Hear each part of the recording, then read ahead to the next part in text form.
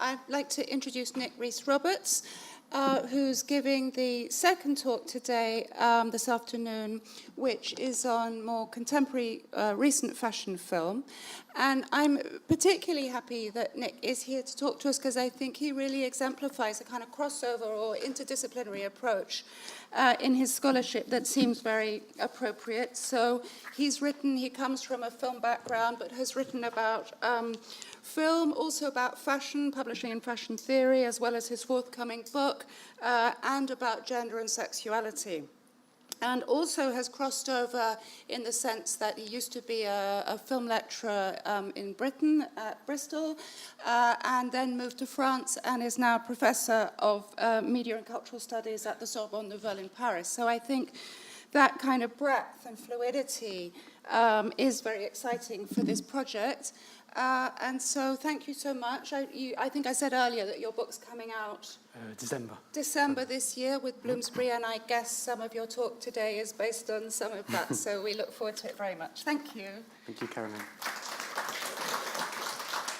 Okay, well, first of all, thank you to Caroline, to Yossi and Marketa for this invitation. I'm really pleased to be able to talk about my research in relation, as Caroline said, in relation to my book that will be coming out in December on contemporary fashion film, that really looks at the question of the continuities and the discontinuities between non-narrative fashion film, if you like, the display mode that we've been talking about, and also cinema in a more conventional sense, so feature filmmaking, both fictional and non-fiction. So just to start, I'm going to start with an example, a parody of a fashion film. And this is an online promo called Fashion Film for a New York label called Viva Vena. The director, Matthew Frost, it's a bit like the film we saw earlier in the panel. Frost takes a pot shot at the pretensions of the genre, and it features Lizzie Kaplan, the actress, who's this sort of hipster blogger, sort of drifts through this retro world in her head. And as I said, it's a sort of spoof of the sort of style of fashion film. It's sort of a meta fashion film, and she's sort of rudely awakened by a girlfriend who asks her what the fuck are you doing, and she just says, well, I'm in an art fashion film, and her girlfriend just says, well, no, it's just a commercial. That's all it is, Frost's more recent film, this isn't a branded one, it's called Boomerang, and it was posted last month, and it's a really funny take on social media addiction, sort of questions of viral narcissism. It stars Mackenzie Davis, who you see on the top, who plays this girl who sort of quits or tries to quit social media, only to be stalked by all these awful digital influencers from hell who sort of come back to haunt her, from the vain tattooed musician you see at the bottom to this very sort of chic Parisienne who lists the top 10 ways French women are just simply better than you are. So it works as sort of a critique of a lot of the sort of pretensions of both fashion film and sort of social media culture. Now, I begin with these sort of really glib examples because the first one is a fashion film that actually parodies its target audience in a way. And in so doing, it reveals one, if not one major fault line that runs through fashion film as a genre or a medium or a mode of filmmaking as it's emerged or rather re-emerged through digital technology over the last 15, 20 years. And that tension really is definitional, the absence of any clear consensus to what we're actually talking about. What are the contours of a fashion film? What is it? Who makes it? How does it circulate? What narratives are actually privileged by fashion film? And who has the power to create and project images of fashion? What visual representations are privileged by fashion film? The sort of sub-fault line, the second fault line, if you like, is the sort of inbuilt tension between culture and commerce that's germane to fashion more broadly. And this really is a sort of key insight that I get from Caroline's work historically, this tension between culture and commerce that is sort of an obvious part of how we think about consumer fashion. So digital fashion film is very much of its time in how it repackages the two, culture and commerce.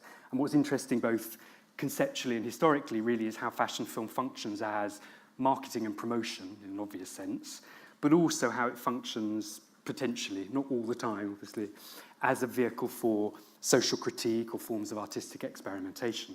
So I'm thinking of the work of someone like Catherine Ferguson, for example, her fashion films for Selfridges, that really sort of critique a lot of the norms, the physical, racial, gendered norms, the corporeal norms of the fashion industry within the context of retail. And that was something I think was really apparent in the students' films we saw this morning. You know, that these questions of race, gender, the body are really sort of reworked in quite interesting ways by examples of contemporary digital film.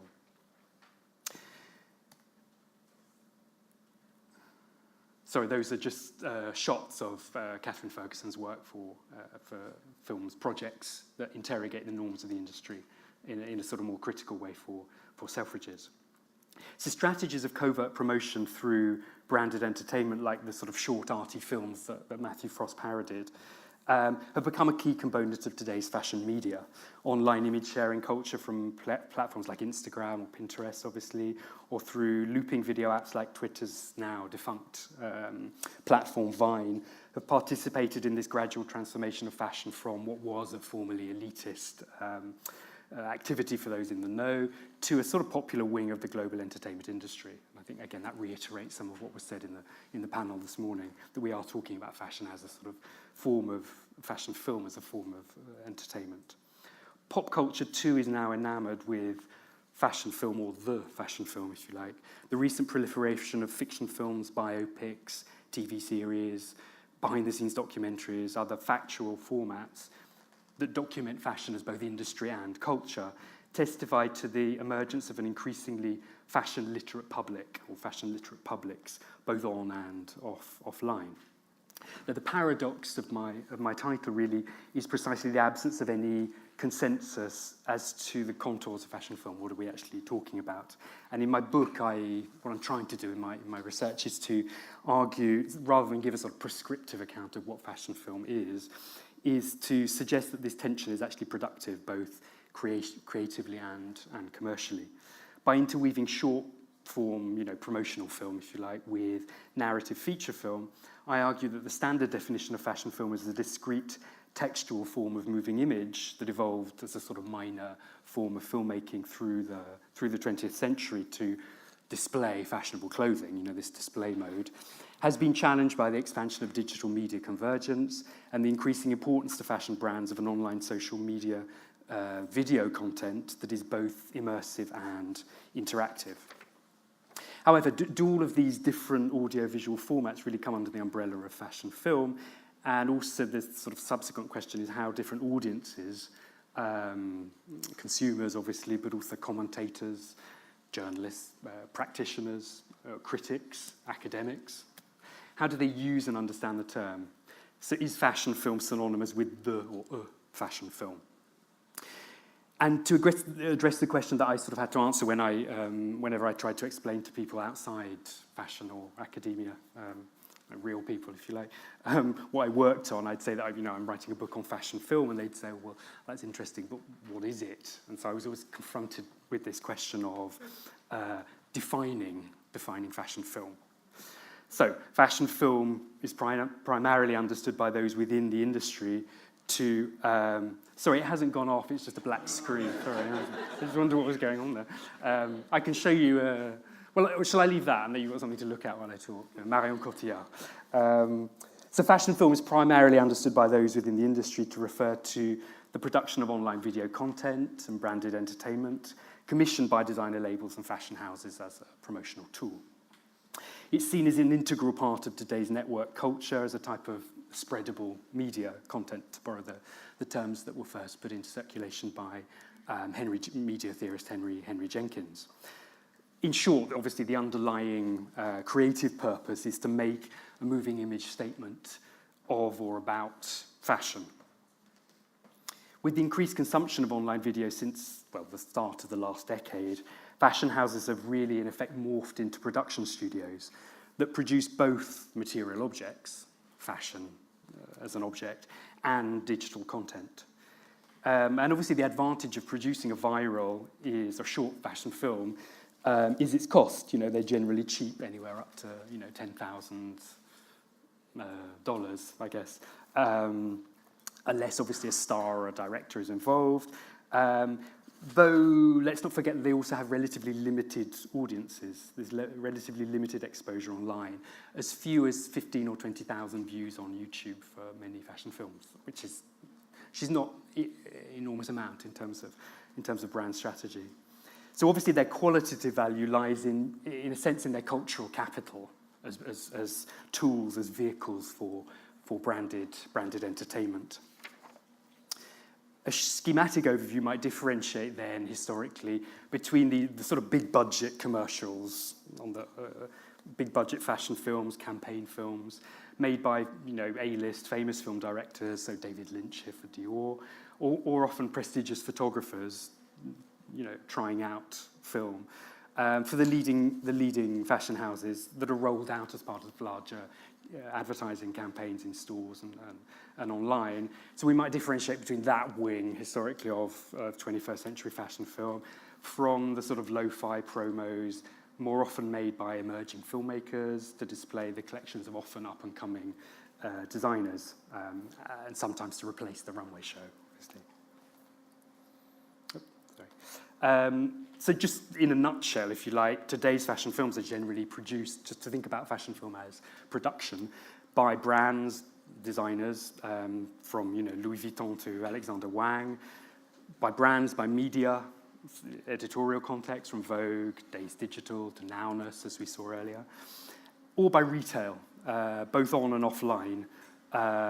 You know, from Selfridges, the example of Catherine Ferguson's work I mentioned earlier.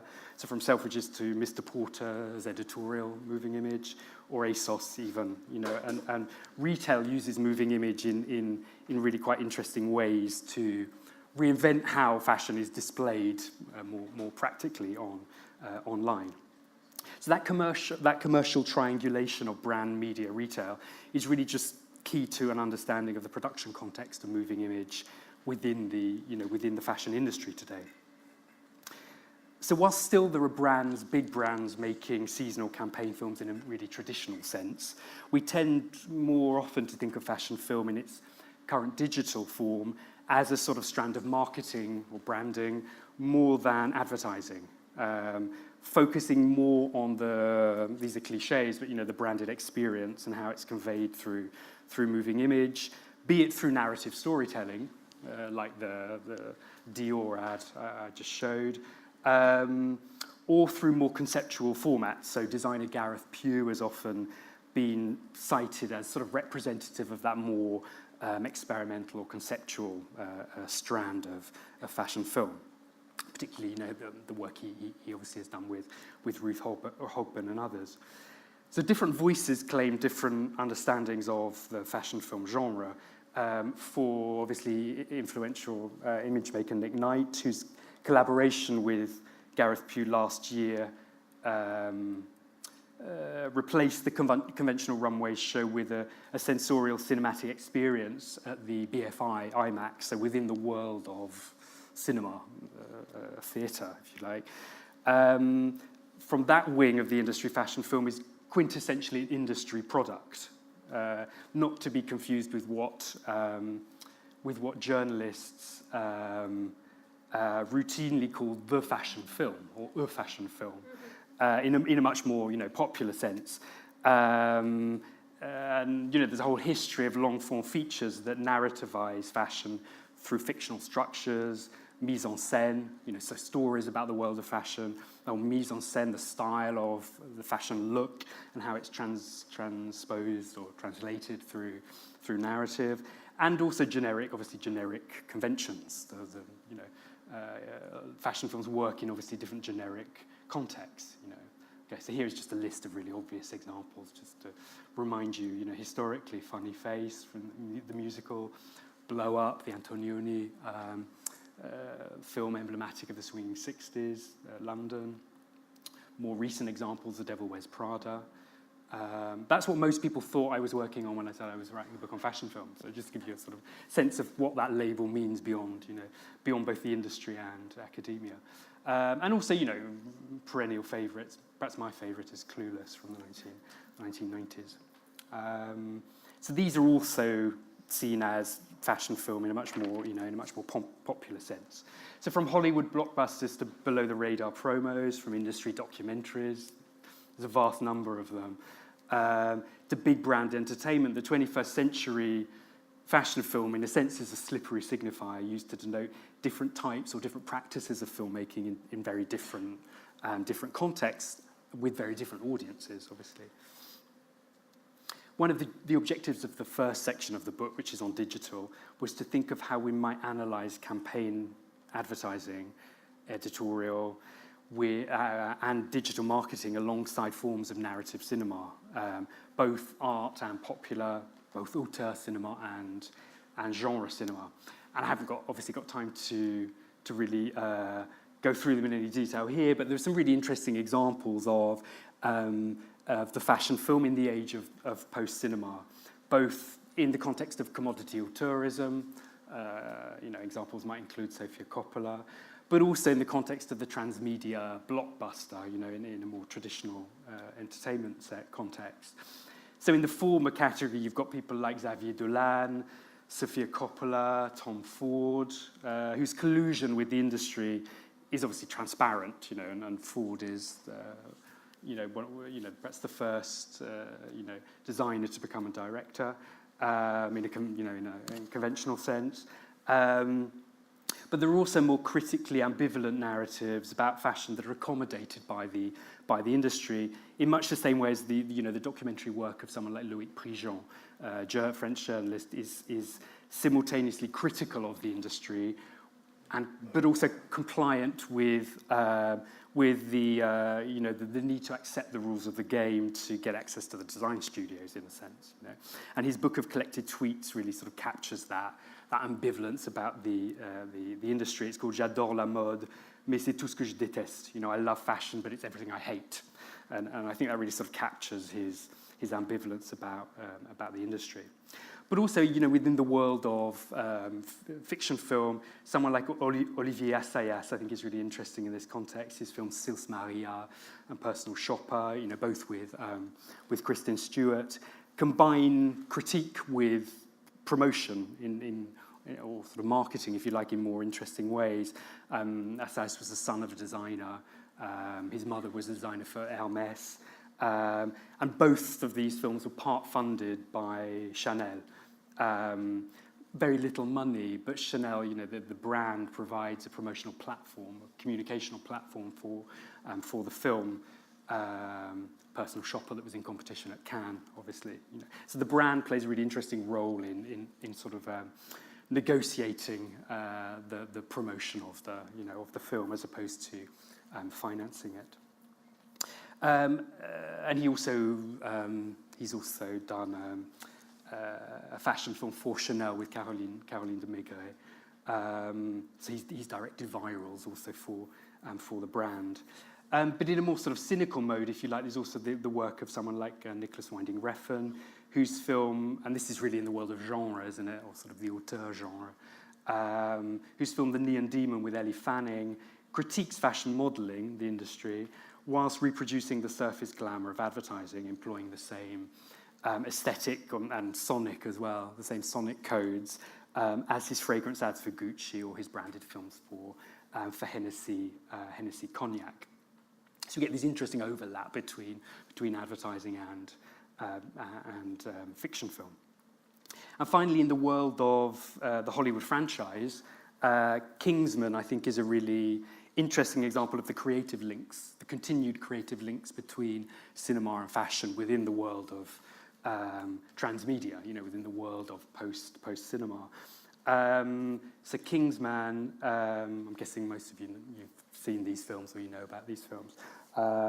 These are really interesting because the costume designer Ariane Phillips created a line of really conventional menswear, straight menswear, if you like, for the e-tailer Mr. Porter. So this really goes beyond the traditional tie-in tie-in initiative because the transformation of the feature film into the fashion brand, this is film to brand, secures its legacy beyond the limited theatrical release. So we're still talking about the franchise because of the impact, or potentially because of the impact of the brand. These films are also, I think what's interesting about them is they're also fully fledged consumer experiences that give rise to a sort of product film, or a sort of retail film, if you like, in which consumers can potentially purchase items from the co-branded collection while they watch the film.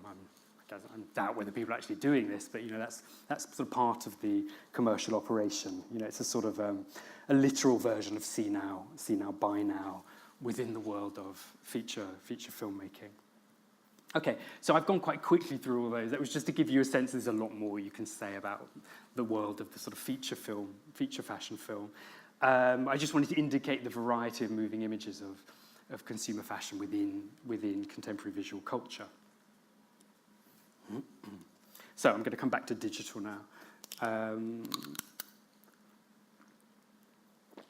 Despite the growth in online video-driven journalism, through forms of blogging, editorial reporting, the use of moving image by the industry still tends to be seen as promotional for designers, brands, but also obviously don't forget the impact of celebrities, influencers, and obviously models. Here I've just taken Carly Kloss as an example, who uses her Instagram feed to post stage videos and photos of her life to her, when I wrote this, it was 6.8 million, but I noticed there it's 7.2 when I took the image, but it's probably 8 or 9 now, whatever. To her millions of followers. So given the widespread commercial use of the app by creatives across the industry, it could be argued, if you think about digital fashion film in a more sort of historical way, that the incorporation of video to Instagram in 2013, the later addition of widescreen in 2015, the creation of Instagram stories in 2016, which allows users to post ephemeral moving image. All of this made the concept of fashion film as a discrete textual category increasingly obsolete by the this decade, in a sense. So clearly video now, and again this is just to state the obvious, is increasingly seen as the dominant vernacular of social media, an integral form of online activity and interaction, and very much part of, and I think we got that from the exchange earlier, it's very much a generational thing, and it's very much part of the cultural conversation. So as well as thinking of fashion film historically as a textual object of inquiry, by seeing fashion films not just as individual film texts, I think it's also important to consider this idea of content, if you like, defined as a form of entertainment devised through the storytelling of the brand. I guess what I'm interested in really is thinking about how content is shaping and changing the ways in which fashion is communicated. Now, this commercial, I originally wrote obsession, but it's more a preoccupation, isn't it, with content, which is seen as almost like the prized currency of social media in many ways, indicates the growing importance of what the business of fashion recently termed the influencer economy. Central to, a central component of strategies of digital marketing, in which audiences are increasingly skeptical about the authenticity, the credibility of influencers, in a context in which brands now bypass media to target audiences directly. I guess I've just taken an obvious example of what I'm talking about. Alessandro Michele's Gucci is perhaps the most striking example of how a global brand that is savvy in its use of social video to rejuvenate its image for both millennial and post-millennial consumers, so generations Y and Z. By 2017, Gucci, who'd obviously fallen out of favour, as become a sort of bourgeois brand by the early 2000s. By 2017, Gucci was posting record revenue growth of over 50%, with strong global performance across a whole spectrum of products. Now, the task of translating, Michele's quite disjunctive style, he's known for these radical juxtapositions. The task of translating that into campaign imagery has been given to photographer Glenn Luckford and art director Chris Simmons, who've collaborated on a whole series of campaigns, and I've just taken some examples here from Pre-Fall 2017, Soul Scene, which was shot at the Mildmay Club in, well, it's not far from here, is it? You know, in Newington Green. And it reproduced the underground black northern soul movement of the 60s and 70s through a sort of dance video that really set the designs in motion. The call for, just to highlight this question of race, the call for an all-black casting for the campaign on social media was accompanied by behind-the-scenes photos and teasers before the online release of the film in different formats. So here you've got the regular cinematic edit, if you like, that obviously, you know, makes reference to forms of the use of narrative in music video and dance video. But there's also a longer director's cut, which looks very similar to this. And also, just to compare, this is going to look a bit shit when you project it onto a flat screen, but a 3D version that was to be viewed on the brand's virtual reality app, which added, the idea was to add a whole sort of immersive, sort of documentary feel to the viewing experience that obviously looks radically different from, you know, the cinematic edit, if you like. The most ambitious, I think, engagement with film history to date with the visuals for the 2016 Spring-Summer campaign, which was shot in Berlin. And the film reenacted a scene from Christiane F., which is a film from German film from the late 1970s, which is a sort of really bleak tale of drug addiction among a group of errant teenagers in Berlin. And the Gucci film reproduces this sort of setting by documenting these kids as they roam through the corridors of this, you know, this retro. It's the same mall that was used in the film in Berlin.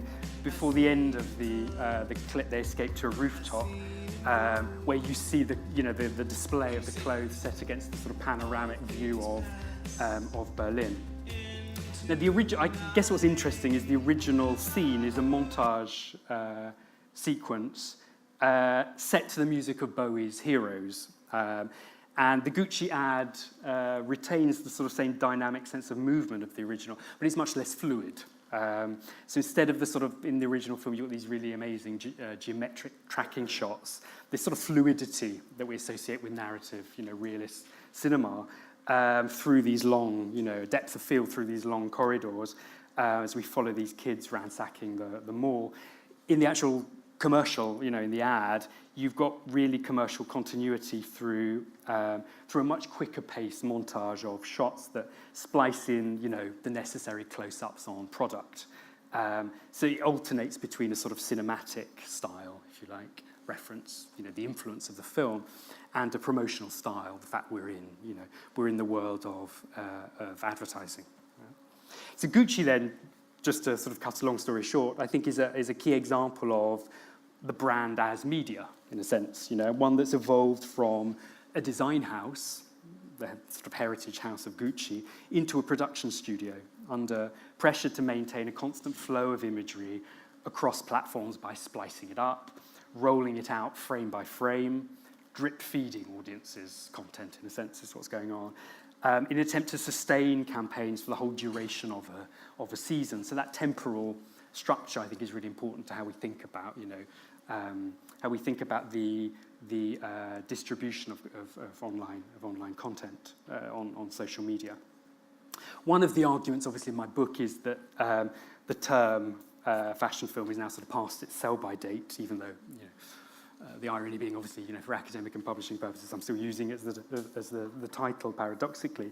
But instances of, these are just to give you further examples, instances of integrated moving image that really goes beyond, that transcends fashion film, or makes fashion film redundant in contemporary culture, include Burberry's experimental use of Snapchat for content provision, or J.W. Anderson's use of the gay geosocial networking, it's a very pompous way of calling it a hookup app, you know, Grindr, to live stream a menswear show in 2016. So, you know, those examples really indicate that we might legitimately question whether the use of one generic umbrella term, can, ever possibly cover the range of creative and commercial practices through, these instances of really platform-specific initiatives that blend design with media.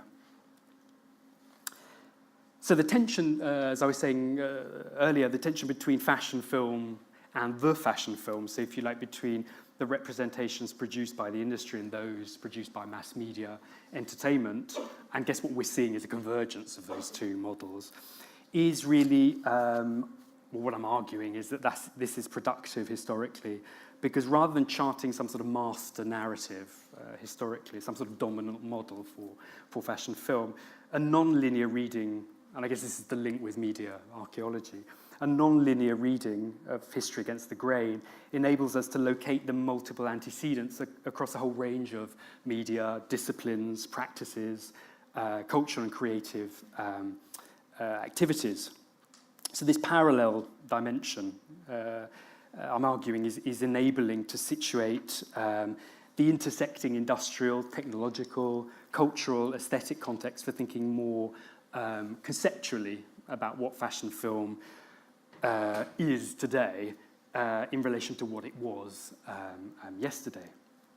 And one of the insights that I'm really getting from your I'm trying to see who you are, from your project, is that, beyond seeing fashion film as a whole cultural or commercial field in itself, one of the insights I get from the Archaeology of Fashion Film project is really to situate it more structurally as a media industry in its own right. I guess fashion communication seen as part of media history as much as a part of design, art history, or cultural studies.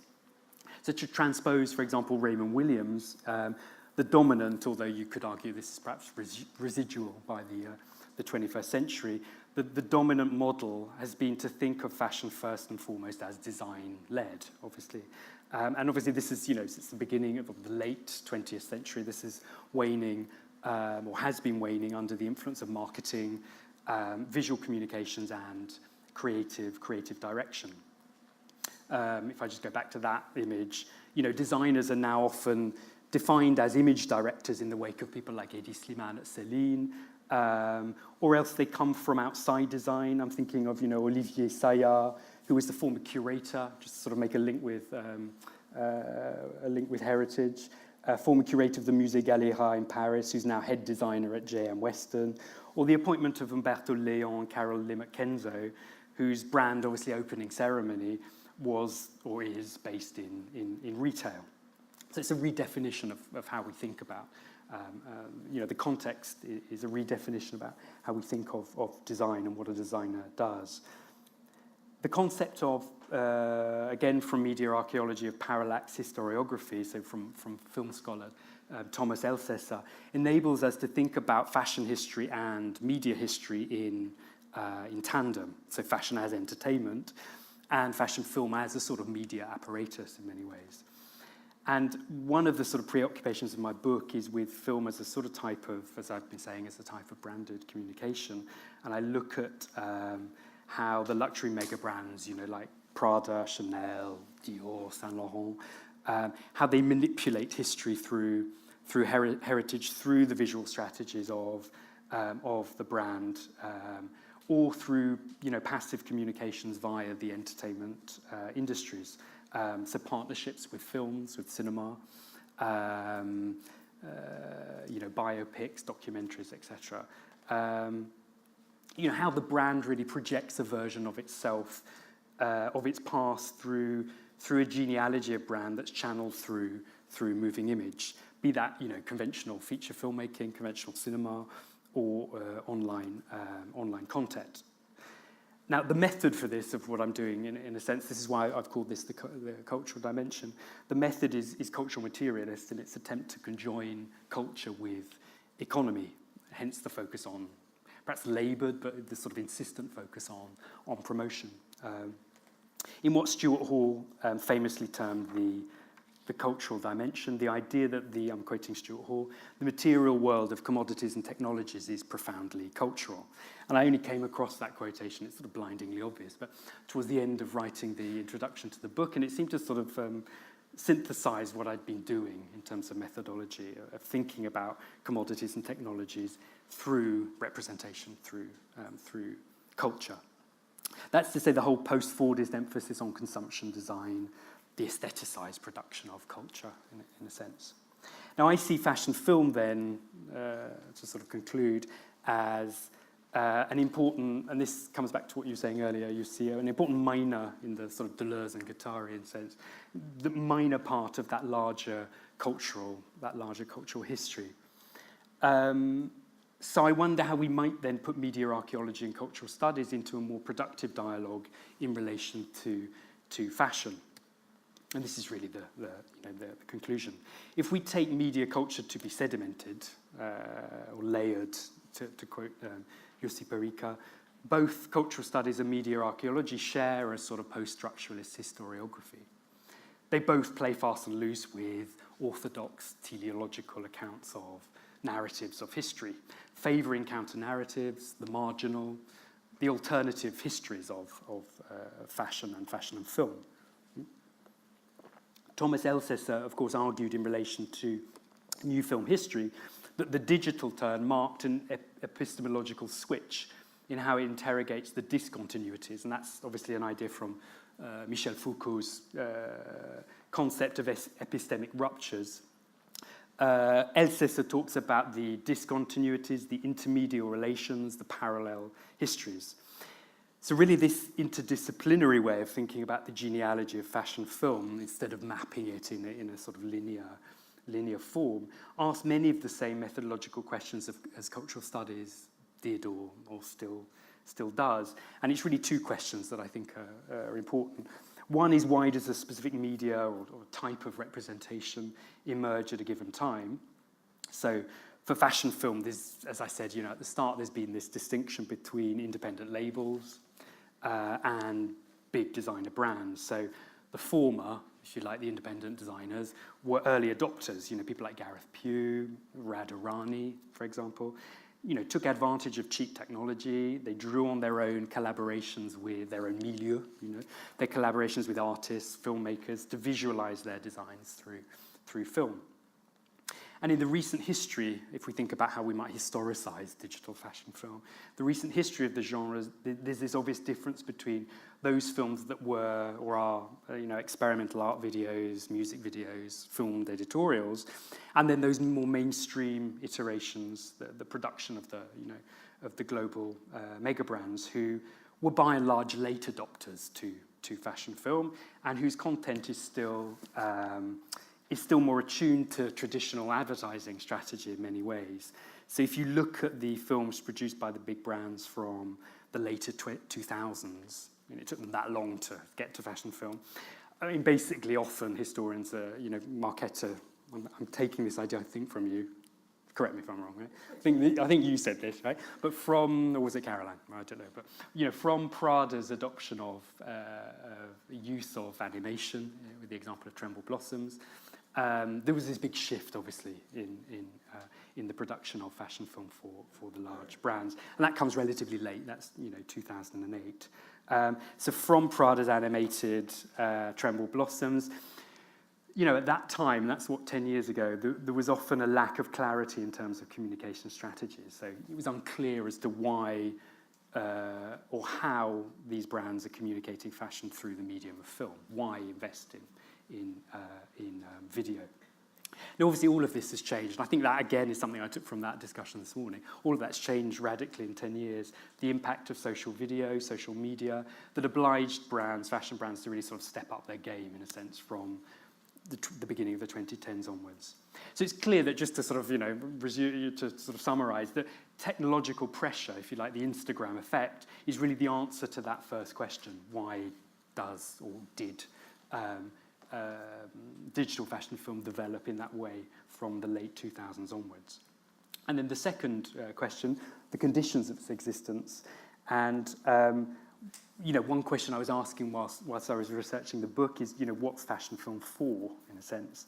How much impact does it have? These questions that are quite difficult to answer when you don't work within the fashion industry.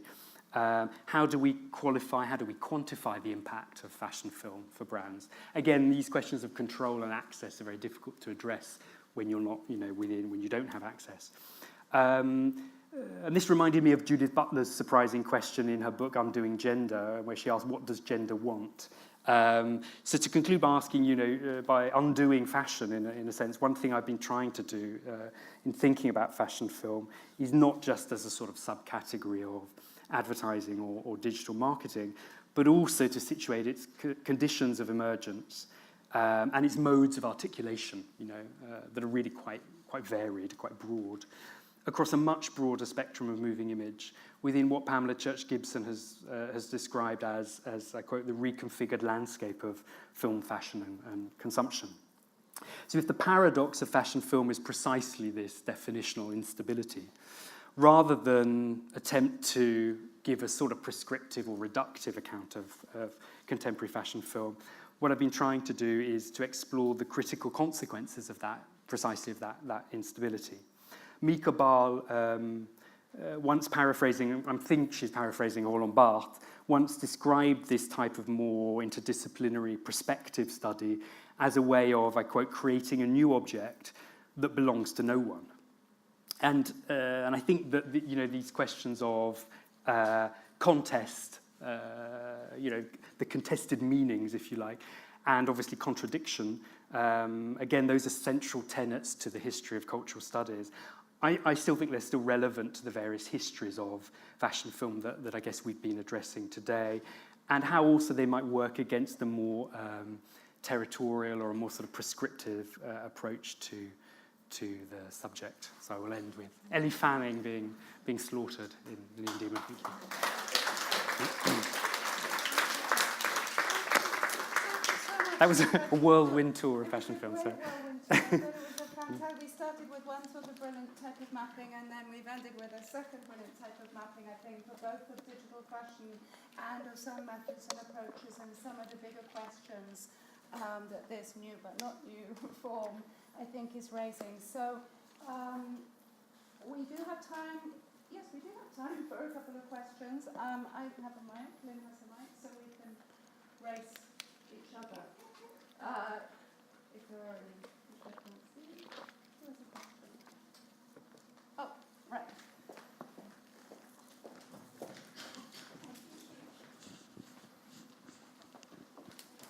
I'm sort of a bit blinded here by the... Oh, you're at the back. Hi. Hi, I thought that was absolutely... I can't really see... I can vaguely see you, yeah, but... Hi, I just wanted to say thank you so much. That was absolutely mind-blowingly brilliant. Really, totally inspirational. So thank you very much. Oh, thanks. I just wanted to... these ideas of authenticity that you brought up so many points. I mean, I can't really comment on so many, but ideas of this... and also going back to the panel of the earlier, before lunch, it seemed that there were all these notions coming up for this rejection of so-called normative means of representation of fashion, and going against that almost in revolt. I'm not sure I agree with that, but yeah. In some ways. Yeah, that was raised, wasn't ways, it? Yes. Really agree with that. Because a lot of these things are happening at once, aren't they? There's unequal change. I mean, I don't think that mode is still present. Yeah, I think it's all entwined, actually. But there is this kind of, sorry, I'm probably saying the wrong thing here, but there is this sort of need I can for see truth. a bit more now. Truth or sort of a search for authenticity to the audience, to the consumer, or wanting to move away from a false pretense, do you think, or this means to communicate in a more kind of more effective way rather than ineffectual, and I don't know, but I kind of keep on thinking of distanciation and alienation, which were sort of the norm, this kind of brand image, which was almost untouchable. Yeah, the top down. Yeah, approach, exactly, yeah. and trickle up and all that sort of thing. And now there's this complete, well, I mean, it hasn't just happened recently. There's been this sort of, kind of mashup of these sort of this kind of ideology in a way. And I just, Well, that maybe it's all wrong. I'm saying no, the wrong but thing. I mean, it is all. I mean, I guess it's what they were saying earlier. Is all linked to the impact of social media. I mean, the risk is that we end up seeing the world through the lens of, uniquely through the lens of social media. Have a look at the Business of Fashion. Their latest print issue is on influence and the role of the digital influencer. And one of the things that struck me reading that was this question of authenticity that people are talking a lot about. Why a lot of digital influencers aren't working anymore is because they're seen as just being spokespersons for the brand. So that question of being in an emotion-driven economy, which is what digital is, isn't it? In a sense, it is. Social media is all about emotion. So those questions of authenticity, however trite they might appear to us outside of marketing, are sort of central to how brands are thinking about communicating. Absolutely, and I just wanted to, I was going to ask you if you felt that, this idea of consumption and consumer behaviour seems, is this more, has this become perhaps more the motivating force, and the brands, like you talked about independent brands as opposed to historical, more brands that have a heritage attached to them. It might be a false, Well, I was thinking of people like Gareth Pugh is often the name who's cited. Independent labels as opposed to the big brands. Obviously, there's a lot of overlap between all that. But it almost seems that like you said, there's this turning for brands, not just like Gucci, but so many brands are kind of sort of adopting the tropes or the means of communication that is happening with these independent people that you're saying. I get. Well, I guess they were sort of playing catch-up. That's no longer the case. Catch-up, yes. But the beginning of this decade, I think, historically, they were sort of playing catch-up. Because you've now got these ideas of, like, reenactment was sort of in maybe 20 years ago, sort of in the arts, and now it seems to have infiltrated this idea of reenactment of key historical cultural events that you mentioned with Gucci. Doing that sort of almost like a reenactment of this sort of seminal period in British history, with again, the 1950s. I don't know whether this is wrong. Again, that's nothing new because advertising has always worked through that whole idea of processing history, hasn't it? But that's something that's intensified by digital image, I think, by digital culture. That whole mash-up sensibility, the citationality of digital culture, I think, is intensified, questions like vintage, retro, etc. Thank you so much. But none of that's new, in a sense. That wasn't invented by digital. Nick, we're clear now. Thank you. I think. Sorry, that was a long-winded reply. Are there any other questions? Hi. Hi, thanks for your presentation. One of the things that struck me really early on was when you talked about the simple fact of a film being posted. Of course, many films are posted. So I didn't hear what you said. I was struck early on in the presentation when you talked about the act of a film being posted. And for a moment, it made me feel old, because when I think about the way in which I was taught film studies at a certain point in time, and thinking about how the cultural institution of mainstream feature film was defined, we had unthinking recourse to a certain set of verbs. Films are pitched, made, funded, edited, distributed. We wouldn't the apparatus of the film industry. And so to come to the question you raised at the end about the definitional instability, and to think about the apparatus of the phenomenon that you've been talking about and researching, what kind of verbs do you find yourself reaching for, either when you speak or when you write, to describe what fashion film is and what it does? I'm not sure I understand your question. What verbs is that what you mean? Yeah. When we talk about the difference between distributing and posting, for example. I see, right. These seem to be very different things, and some of the words we would have used to describe classical mainstream feature film. don't necessarily apply here. I guess it depends what you're talking about, doesn't it? But I guess what I've tried to chart is the extent to which there is enormous overlap between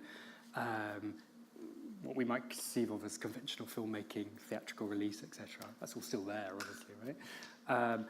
And how that works, or the role of fashion within that whole transmedia economy, of post-cinema.